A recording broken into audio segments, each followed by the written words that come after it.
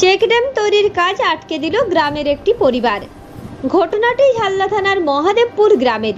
ঘটনার বিবরণে কাজ আটকে দেওয়া পরিবারের পক্ষ থেকে ধীরেন মাহাতোর দাবি, গ্রামের ছাপাই নদীতে চেকড্যাম তৈরির কাজ শুরু হয় ও যেখানে কাজ করছে সেই জমিটি আমাদের রেকর্ডভুক্ত। আমাদের সাথে আলোচনা না করে কাজ শুরু করেছে ঠিকাদার, তাই আটকেছি। এ বিষয়ে গ্রামবাসী ইন্দুভূষণ মাহাতো জানান, গ্রামে চেকড্যাম তৈরি হলে আমরা তথা আশেপাশের কয়েকটি গ্রাম উপকৃত হবে। জানি না গ্রামের ওই পরিবারটি কিভাবে একটি নদীর অংশকে তার জমি বলছে। বিষয়টি প্রশাসনের দেখা উচিত।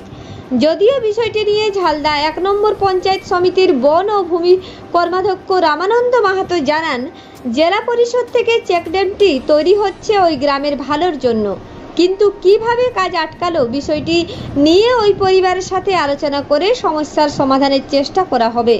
আশা করি শীঘ্রই সমস্যা মিটবে ও কাজ শুরু হবে। আটকাবার মানে হচ্ছে যে আমরা বিনা পরামর্শে এখানে কাজটা কি করে হচ্ছে। জায়গাটা তো আমাদের, জায়গাটা আপনাদের। কি করে বুঝলেন আপনাদের জায়গায় রেকর্ড আছে? রেকর্ড আছে। কি কোন নদী এটা? এটা সাপাই নদী হচ্ছে আপনার। তো নদীটাও আপনাদের? কি চাইছেন এখন?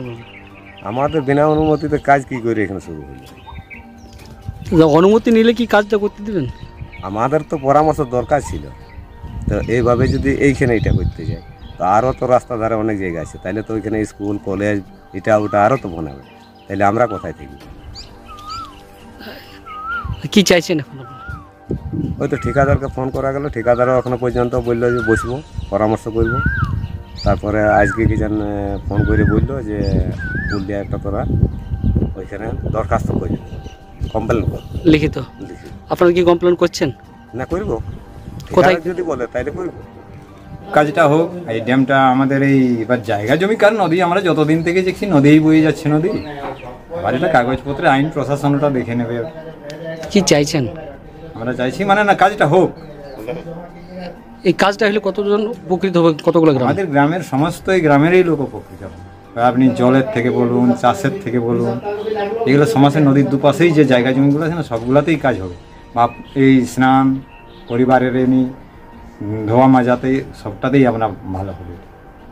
আমাদের গ্রামে জেলা পরিষদ থেকে একটা চেকড্যাম এসছে।